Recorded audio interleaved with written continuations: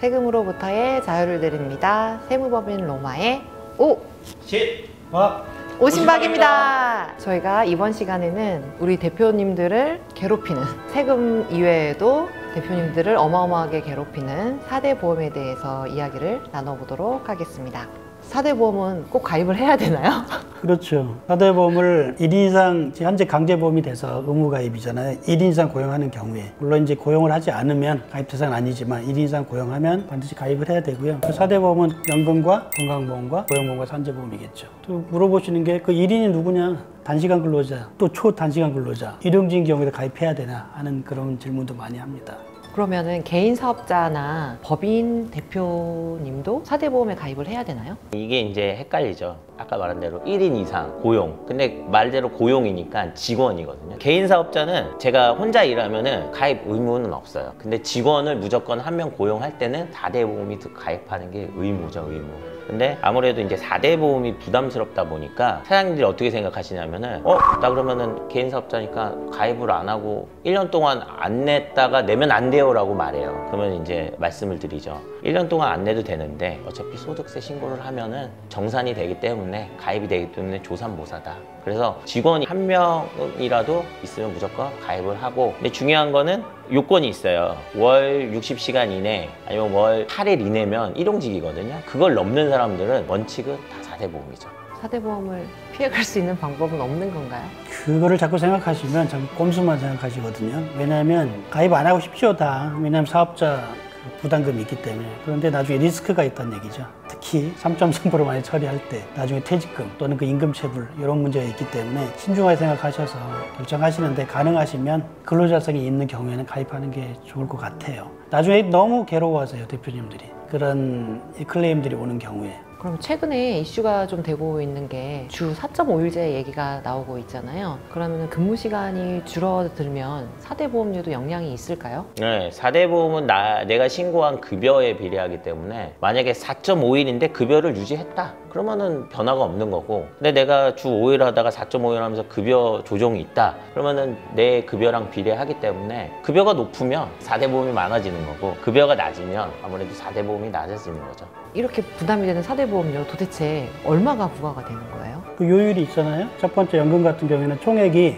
급여의 9%이기 때문에 절반씩 5대5고, 또 건강보험은 각각 3.545%잖아요. 여기에 따라붙는 장기요양보험료도 건강보험료의 12.81%가 부과되고요. 또 고용보험은 총액 2.05%죠. 그래서 거기서 0.9%가 그 사업주랑 근로자가 부담하는 거고, 나머지 산재는 100% 사업주가 부담하죠. 그러면은 직원 한 명을 채용했을 때 저희가 급여를 정했다면 거의 급여의 한 20% 정도는 4대 보험료가 나간다고 이제 생각을 해야 된다는 거죠. 왜냐하면 산재보험은 또 사업장 위험도에 따라 뭐 1%부터 시작되지만 위험도에서 4%, 5%까지 넘어가는 데도 있기 때문에 그 20% 근방에서 결정된다 봐야 됩니다. 그래서 여기서 헷갈려 하시면 안 되는 게 20%를 회사에서 다 부담하는 게 아니고 10%는 근로자, 10%는 이제 회사에서 내주는 거죠. 그래서 저희는 보통 사장님들이 많이 물어보는 게, 근로자 그럼 뭐 300만 원 고용하면 4대 보험은 얼마예요? 하면은 근로자는 보통 한 10% 대략 되고 회사에서 이제 10% 부담한다고 말씀을 드리죠. 그리고 우리 병원 같은 경우는 네트제로 급여를 많이 책정하는 경우가 많이 있는데, 원장님들이 내가 다 4대 보험 내주고 있어, 그래서 근로자들이랑 좀 서운한 일을 하면 그거에 대해서 되게 억울해하고 그런 분이 많이 있거든요. 그래서 급여 신고할 때 그것까지 감안해서 그로스로 신고하는 게 좋지 싶어요. 그런 경우에 그로스라면 근로자랑 사업주랑 절반씩 부담하는 근거가 되기 때문에 급여 설계할 때 그런 것도 충분히 고려했으면 합니다. 그러면 직원이 입사하거나 중간에 퇴사하는 경우에는 보험료는 어떻게 되나요? 이게 제일 이슈가 되는 게, 중도 퇴사, 중도 막 입사 많잖아요. 첫째 달에 입사하면은 원래는 4대 보험은 부과를 안 해요. 부과 기준은 1일이에요. 1일 기준. 그래서 급여대장을 내보면은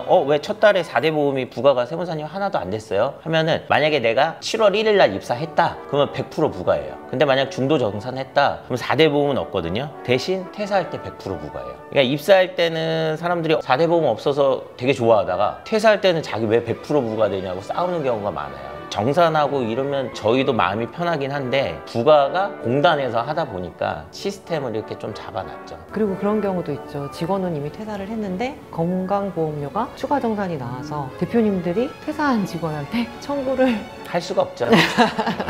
그래서 퇴사하기 전에 공단에 이제 미리 퇴사 신고하고 건강보험 정산액을 받아서 그 다음에 급여나 소득세 정산하는 게 낫지 싶어요. 그러면 이런 4대 보험 가입 내역은 어디에서 확인을 할 수 있나요? 저희는 이제 보통 4대 보험 공단에서 하고 이건 이제 징수 사이트가 따로 있어요. 저희가 속된 말로 세노사라고 하거든요. 원래는 이게 노무사가 하는 업무였는데 어떻게 하다 보니까 이게 세무사가 이제 급여랑 밀접하게 하다 보니까 그 업무가 어느 순간 세무사한테 왔고 세무사도 지금 사무 대행 기간을 할 수 있잖아요. 그래서 저희가 뭐 확인도 할 수 있지만 사장님들이 직접 뭐 정보 포탈 사이트라든지 건강 징수 사이트라든지 공단이 3개가 있어요. 국민연금, 건강보험, 그리고 근로복지공단. 관리하는 사이트도 다 달라요. 통합적으로는 원래 건강보험공단에서 학원이 있지만 내역서 보려면은 또 4대 보험 정보 포탈 사이트가 또 따로 있어서 거기서 이제 확인을 하시면 되고 근로자들도 이제 각자 사이트별로 들어가서 확인을 할 수는 있어요. 부동산 가지고 계신 대표님들 계시니 1일에 입사한 사람은 그달 거 내고 2일에 입사한 사람은 그달 거 안 낸다는 걸 좀 인지하셔서 결정하셔서 좋고요. 왜냐면 하루에 급여 차이는 별로 안 되니까. 그리고 또 관련돼서 또 부동산을 가지고 계신 분 재산세라든지 종부세가 6월 1일이잖아요. 과세 기준이. 그래서 5월 31일 날 잔금 치른 분이랑 6월 1일 날 잔금 치른 분이랑 당해 연도의 재산세나 종부세도 과세 대상이 되는지 안 되는지 구분되기 때문에 1일이라는 게 중요하구나 라고 팁으로 좀 기억하시면 좋지 싶어요. 이렇게 부담이 되는 4대 보험료를 좀 지원해주는 제도는 없나요? 있죠. 두루누리. 왜 두루누리인가요? 두루두루. 다 누리죠. 왜냐면 이제 우리 4대 보험들이 예전엔 그 실제 사업장도 피하고 근로자들도 더 많이 떼니까 싫죠. 그래서 그 사각지대들이 생기잖아요. 복지적인 면에서. 그래서 그 틈새를 다 좀 보존 차원에서 어느 정도 급여 미만자들은 적극적으로 지원시켜서 좀 제도권을 하러 소화시키려고 하는 사업이죠. 모든 사업장에 지원이 되는 건 아닌가요? 그렇죠. 좀 제한사항이 있죠. 이제 고소득의 경우에 지원하면 그 취지에 맞지 않기 때문에 지금 저희가 4대 보험인 경우에는 국민연금, 건강보험, 고용보험, 이제 산재보험인데 두루누리 지원 같은 경우에는 국민연금하고 고용보험료가 최대 80%까지 지원이 되는 거잖아요. 지원 요건이 있을까요? 두루누리 요건이 참 중요한데요. 우선 이제 사업장 요건이 있고 근로자 요건이 있어요. 우선 사업장은 소규모 사업장이어야 돼요. 그러니까 소규모 기준은 상시 근로자 10명입니다. 4대 보험이 저희 11명 있는데요. 두루누리 안 되나요? 라고도 물어보거든요. 그렇게 계산하는 게 아니고 1년 평균으로 해서 상시 근로자가 10명이 안 돼야 돼요. 그러니까 큰 사업장은 안 되고 10명 기준의 사업장이고 근로자가 중요한데 근로자는 월 보수가 우선은 270만 원이 안 돼야 돼요. 270만 원이 넘는 근로자는 지원이 안 되고 근로자의 재산을 보기 때문에 그리고 이제 제일 중요한 게 내가 근로자일 때 가입 이력을 보거든요. 작년까지만 해도 급여가 270만 원이 안 된다고 얘기를 해드리고 작년까지는 6개월 동안 4대 보험 이력이 없었으면 됐는데 25년에 고용하는 직원은 1년 동안 4대 보험 이력이 없어야지만이 두루누리에 해당된다라고 말씀을 드리고 있습니다. 상시 10인 따질 때 특수관계자들이 있는 경우도 있잖아요. 그분들도 카운트에 들어가나요? 네.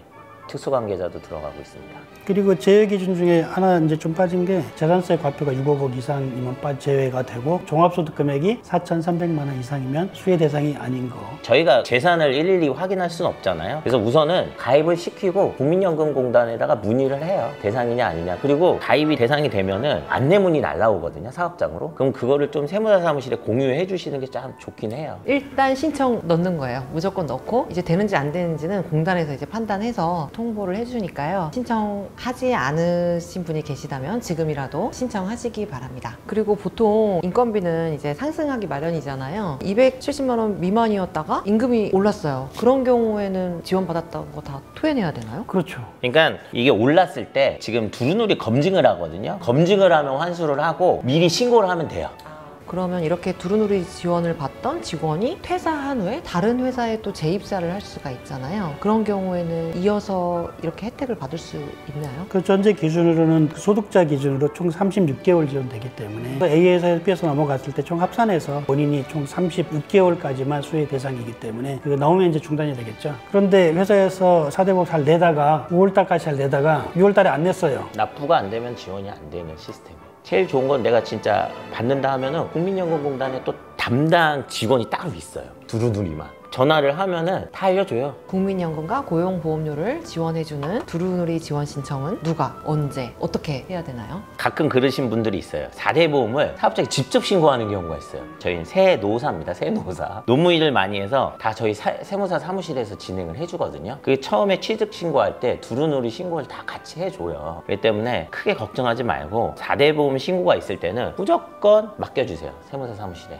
이거 자기가 신고하는 경우가 있어요. 막 입퇴사를. 저희랑 인건비 신고랑 연계가 돼야 하기 때문에 직접 하시는 경우 누락되고 빠지는 수가 있기 때문에 두루누리든 4대 보험 신고는 무조건 세무사를 통해서, 그 중에서도 세무법인 로마를 통해서 하시면 제일 베스트가 아닐까. 그러면 지금은 국민연금과 고용보험료만 지원이 되는데 많이 부담이 되는 게 건강보험료라고 저는 생각되거든요. 건강보험료는 이제 월 상환액이 있긴 하지만 되게 높잖아요. 건강보험료와 산재보험료는 좀 지원이 안 되나요? 저는 보기에는 그럴 가능성이 거의 없다고 보는데. 한때 잠깐 지원됐어요. 한때 최저임금이 올라가면서 일시적으로 있다가 지금은 다 없어지고, 지금 이제 4대 보험 지원해 주는 거는 두루누리, 국민연금하고 고용보험 80%만 남았죠. 두루누리 지원 제도도 있지만 요즘 뭐 청년 일자리 도약 장려금도 있고 내일치유공제라는 또 다른 지원금 제도가 있는데, 이런 제도와도 중복으로 또 수급이 가능한가요? 중복 적용됩니다. 예전에는 지원금 받으면은 두루누리는 뭐 제외하고 해줬었는데 사실 혜택이 많이 줄어들었어요. 일자리 도약 장려금 같은 경우도 예전에는 막 3년씩 지원해줬거든요. 지금은 이제 1년이고 축소되다 보니까 중복 지원해주고 있습니다.